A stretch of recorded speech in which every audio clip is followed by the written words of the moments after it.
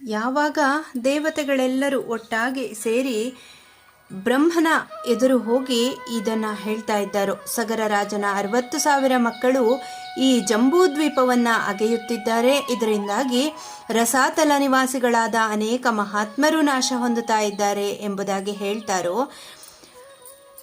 ಈ ದೇವತೆಗಳ ಆ ಮಾತುಗಳನ್ನೆಲ್ಲ ಕೇಳಿದಂತಹ ಭಗವಂತನಾದಂತಹ ಚತುರ್ಮುಖ ಬ್ರಹ್ಮನು ಯಮನಂತೆಯೇ ಸರ್ವವನ್ನೂ ವಿನಾಶ ಮಾಡುವ ಸಾಮರ್ಥ್ಯವುಳ್ಳ ಸಗರ ಪುತ್ರರ ಅಪ್ರತಿಮ ಪರಾಕ್ರಮದಿಂದ ಭ್ರಾಂತರಾದಂತಹ ಮತ್ತು ಭೀತರಾದ ದೇವತೆಗಳಿಗೆ ಹೇಳ್ತಾ ಇದ್ದಾನೆ, ನೀವು ಭಯಪಡುವ ಕಾರಣವಿಲ್ಲ.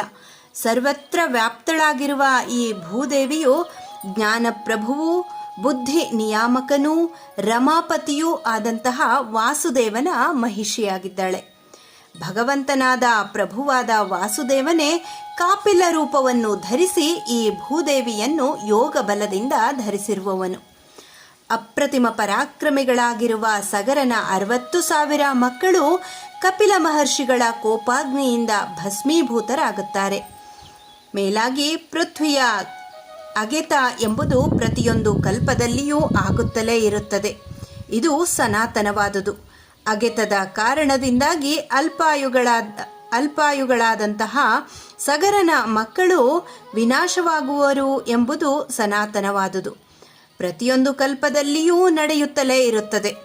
ಹಾಗಾಗಿ ನೀವುಗಳು ಭ್ರಾಂತರಾಗುವಂತಹ ಅಥವಾ ಶೋಕ ಪಡುವ ಕಾರಣ ಯಾವುದೂ ಇಲ್ಲ ಎಂಬುದಾಗಿ ಬ್ರಹ್ಮ ಹೇಳ್ತಾ ಇದ್ದಾನೆ.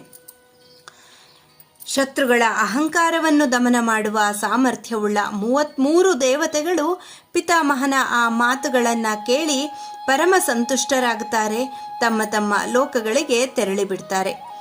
ಇತ್ತಲಾಗಿ ಸಗರ ಪುತ್ರರು ಭೂಮಿಯನ್ನು ಅಗೆಯುತ್ತಲೇ ಇದ್ದಾರೆ. ಮಹಾತ್ಮರಾದ ಸಗರನ ಮಕ್ಕಳಿಂದ ಭೂದೇವಿಯು ಭಗ್ನವಾಗುತ್ತಿರಲು ಅಶುಭ ಸೂಚಕವಾದಂತಹ ಸಿಡಿಲಿಗೆ ಸಮನಾದ ಘೋರ ಶಬ್ದವು ಕೇಳಿಬಂತು.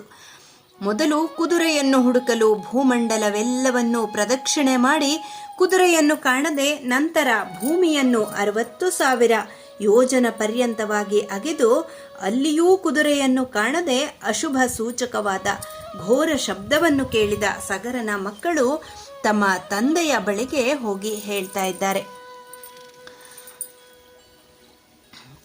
ನಿನ್ನಿಂದ ಆಜ್ಞಪ್ತರಾದ ನಾವು ಅಶ್ವವನ್ನು ಮತ್ತು ಅಶ್ವಾಪಹಾರಕನನ್ನು ಹುಡುಕುವ ಸಲುವಾಗಿ ಅಖಂಡ ಭೂಮಂಡಲವನ್ನು ಪ್ರದಕ್ಷಿಣೆ ಮಾಡಿದೆವು.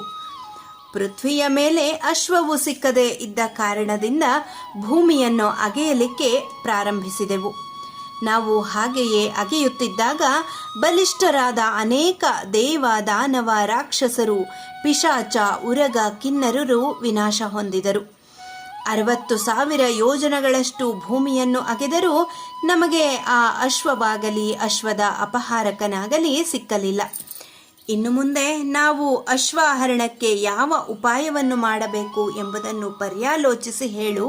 ನೀನು ಹೇಳಿದಂತೆ ಮಾಡಲು ನಾವು ಸಿದ್ಧರಾಗಿದ್ದೇವೆ, ನಿನಗೆ ಮಂಗಳವಾಗಲಿ ಎಂಬುದಾಗಿ ಹೇಳ್ತಾರೆ. ತಾನು ಹೇಳಿದ ಕಾರ್ಯದಲ್ಲಿ ಕೃತಕೃತ್ಯರಾಗದೆ ಹಿಂದಿರುಗಿ ಬಂದ ಮಕ್ಕಳ ಮಾತುಗಳನ್ನು ಕೇಳಿ ರಾಜಸತ್ತಮನಾದಂತಹ ಸಗರನಿಗೆ ಬಹಳ ಕೋಪ ಬಂದು ಬಿಡುತ್ತೆ.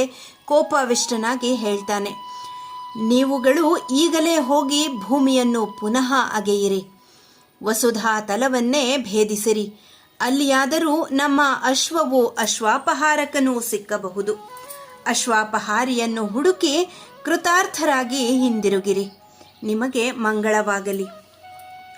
ಮಹಾತ್ಮನಾದಂತಹ ಸಗರನ ಮಾತನ್ನು ಅಂಗೀಕರಿಸಿ ಸಗರನ ಮಕ್ಕಳು ಪುನಃ ಭೂಮಿಯನ್ನು ಭೇದಿಸುತ್ತಾ ರಸಾತಲದ ಕಡೆಗೆ ಧಾವಿಸ್ತಾರೆ. ಹಾಗೆ ಅಗೆಯುತ್ತಿದ್ದ ಸಮಯದಲ್ಲಿ ಭೂಮಿಯನ್ನು ತನ್ನ ತಲೆಯಲ್ಲಿ ಧರಿಸಿದ್ದಂತಹ ಪರ್ವತೋಪಮವಾದ ವಿರೂಪಾಕ್ಷ ಎಂಬ ದಿಗ್ಗಜವನ್ನು ಕಂಡರು. ಗಿರಿ ದುರ್ಗ ಪರ್ವತಗಳಿಂದಲೂ ವನಗಳಿಂದಲೂ ನಿಬಿಡವಾದ ವಿಶಾಲವಾದ ಈ ಪೃಥ್ವಿಯನ್ನು ವಿರೂಪಾಕ್ಷ ಎಂಬ ಮಹಾ ದಿಗ್ಗಜವು ಶಿರಸ್ಸಿನಿಂದ ಧರಿಸಿರುವುದು. ಆ ಮಹಾಗಜವು ಅನವರತವಾದ ಭೂಧಾರಣೆಯಿಂದ ಆಯಾಸಪಟ್ಟು ಒಂದು ಕ್ಷಣವಾದರೂ ವಿಶ್ರಾಂತಿ ಹೊಂದುವ ಆಶಯದಿಂದ ತಲೆಯನ್ನು ಯಾವ ಸಮಯದಲ್ಲಿ ಅಲ್ಲಾಡಿಸುವುದೋ ಆಗಲೇ ಭೂಮಿಯ ಕಂಪನವಾಗುವುದು. ಸಗರ ಪುತ್ರರು ದಿಶಾಪಾಲನಾದ ವಿರೂಪಾಕ್ಷ ಮಹಾಗಜವನ್ನು ಪ್ರದಕ್ಷಿಣೆ ಮಾಡಿ ಯಥಾವಿಧಿಯಾಗಿ ಪೂಜಿಸಿ ಕುದುರೆಗಾಗಿ ಪುನಃ ರಸಾತಲವನ್ನು ಭೇದಿಸುತ್ತಾ ಮುಂದೆ ನಡೆಯುತ್ತಾರೆ. ಪೂರ್ವ ದಿಕ್ಕಿನ ಭೂಭಾಗವನ್ನೆಲ್ಲ ಪೂರ್ಣವಾಗಿ ಅಗೆದು ಮುಗಿಸಿದ ನಂತರ ಸಗರನ ಮಕ್ಕಳು ದಕ್ಷಿಣ ದಿಕ್ಕಿನ ಭೂಭಾಗವನ್ನು ಅಗೆಯಲು ಆರಂಭಿಸಿದರು. ಅಲ್ಲಿ ಅವರು ಮಹಾತ್ಮನಾದ, ಮಹಾಪರ್ವತ ಸದೃಶನಾದ, ತಲೆಯ ಮೇಲೆ ಭೂಮಿಯನ್ನು ಧರಿಸಿದ್ದ ಮಹಾಪದ್ಮ ಎಂಬ ಹೆಸರಿನ ಮಹಾಗಜವನ್ನು ಕಂಡು ವಿಸ್ಮಿತರಾಗಿ ಬಿಟ್ಟರು. ಆ ಆನೆಗೂ ಸಗರನ ಮಕ್ಕಳು ಪೂಜಾ ಪ್ರದಕ್ಷಿಣೆಗಳನ್ನು ಯಥಾವಿಧಿಯಾಗಿ ಮಾಡಿ ಭೂಮಿಯ ದಕ್ಷಿಣ ಭಾಗವನ್ನು ಪೂರ್ಣವಾಗಿ ಅಗೆದು ಮುಗಿಸಿ ಪಶ್ಚಿಮ ದಿಕ್ಕನ್ನು ಅಗೆಯಲು ಉಪಕ್ರಮಿಸುತ್ತಾರೆ. ಆ ದಿಕ್ಕಿನಲ್ಲಿ ಮಹಾ ಆಕಾರವುಳ್ಳ ಪರ್ವತೋಪಮವಾದ ಸೌಮನಸ ಎಂಬ ದಿಗ್ಗಜವನ್ನು ಮಹಾಬಲರಾದ ಸಗರನ ಮಕ್ಕಳು ಕಂಡರು. ಸೌಮನಸ ದಿಗ್ಗಜವನ್ನು ಪೂಜಾ ಪ್ರದಕ್ಷಿಣೆಗಳಿಂದ ಯಥಾವಿಧಿಯಾಗಿ ಪೂಜಿಸಿ ಪಶ್ಚಿಮ ದಿಕ್ಕನ್ನು ಅಗೆದು ಪೂರೈಸಿ ಭೂಮಿಯ ಉತ್ತರ ಭಾಗವನ್ನು ಅಗೆಯಲು ಉಪಕ್ರಮಿಸಿದರು. ಅಲ್ಲಿ ಹಿಮದಂತೆ ಬಿಳುಪಾದ ರೂಪಕಾಂತಿಯಿಂದ ಕೂಡಿದ್ದ ಮಂಗಳಕರವಾದ ಶರೀರ ಲಕ್ಷಣವುಳ್ಳ ಭೂಲೋಕವನ್ನು ಉತ್ತರ ದಿಕ್ಕಿನಲ್ಲಿ ಧರಿಸಿರುವ ಭದ್ರ ಎಂಬ ದಿಗ್ಗಜವನ್ನು ಕಂಡರು ಸಗರನ ಮಕ್ಕಳು. ಆ ಮಹಾಗಜವನ್ನು ಸ್ಪರ್ಶಿಸಿ ಪೂಜಿಸಿ ಪ್ರದಕ್ಷಿಣೆ ಮಾಡಿ ನಂತರ ಉತ್ತರ ದಿಕ್ಕಿನ ಭೂಮಿಯನ್ನು ಸಂಪೂರ್ಣವಾಗಿ ಅಗೆದು ಮುಗಿಸಿದರು. ಅಲ್ಲಿಯೂ ಕೂಡ ಅಶ್ವವನ್ನಾಗಲಿ ಅಶ್ವಾಪಹಾರಿಯನ್ನಾಗಲಿ ಕಾಣದೆ ರೋಷಾವಿಷ್ಟರಾಗಿ ಪ್ರಸಿದ್ಧವಾದ ಈಶಾನ್ಯ ದಿಕ್ಕಿಗೆ ಹೋಗಿ ಅಲ್ಲಿ ಭೂಮಿಯನ್ನು ಅಗೆಯಲು ಆರಂಭಿಸುತ್ತಾರೆ. ಅತಿ ವೇಗಶಾಲಿಗಳಾದ ಮಹಾಬಲರಾದ ಮಹಾತ್ಮರಾದ ಸಗರನ ಪುತ್ರರು ಈಶಾನ್ಯ ದಿಕ್ಕಿನಲ್ಲಿ ಸನಾತವಾದ ಕಪಿಲ ರೂಪಧಾರಿಯಾದ ವಾಸುದೇವನನ್ನ ಕಾಣುತ್ತಾರೆ. ಕಪಿಲ ಮಹರ್ಷಿಗೆ ಹತ್ತಿರದಲ್ಲಿಯೇ ಅತ್ತಲಿತ್ತ ಸಂಚರಿಸುತ್ತಿದ್ದ ಅಶ್ವಮೇಧ ಅಶ್ವವನ್ನು ಕಂಡರು. ಕುದುರೆಯನ್ನು ಕಂಡೊಡನೆಯೇ ಅವರ ಸಂತೋಷಕ್ಕೆ ಪಾರವೇ ಇಲ್ಲವಾಯಿತು. ಆದರೆ ಅವರ ಆ ಆನಂದವು ಹೆಚ್ಚು ಕಾಲ ಉಳಿಯಲಿಲ್ಲ.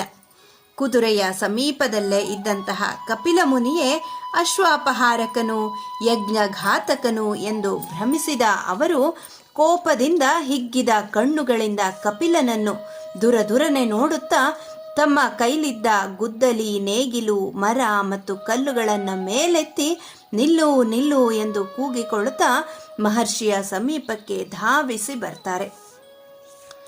ದುಷ್ಟಬುದ್ಧಿಯೇ, ನೀನೇ ನಮ್ಮ ಅಶ್ವಮೇಧ ಅಶ್ವದ ಅಪಹಾರಕನಾಗಿದ್ದಿ.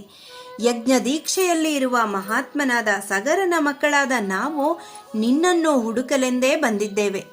ಸಗರ ಪುತ್ರರ ಆ ಘೋರ ಶಬ್ದದಿಂದಾಗಿ ಕಪಿಲ ಮಹರ್ಷಿಯು ಯೋಗ ಮುದ್ರೆಯಿಂದ ವಿಮುಖನಾಗಿ ಅವರ ದುಷ್ಟವಾದ ಕೂಗಾಟವನ್ನು ಕೇಳಿ ಉಗ್ರಮೂರ್ತಿಯ ಸ್ವರೂಪವನ್ನು ತಾಳುತ್ತಾರೆ. ಅಮಿತವಾದ ತೇಜಸ್ಸಿನಿಂದಲೂ ಮತ್ತು ಉಗ್ರವಾದ ಕೋಪದಿಂದಲೂ ಕೂಡಿದ್ದ ಅವನು ಒಮ್ಮೆ ಹೂಂಕರಿಸಿದ.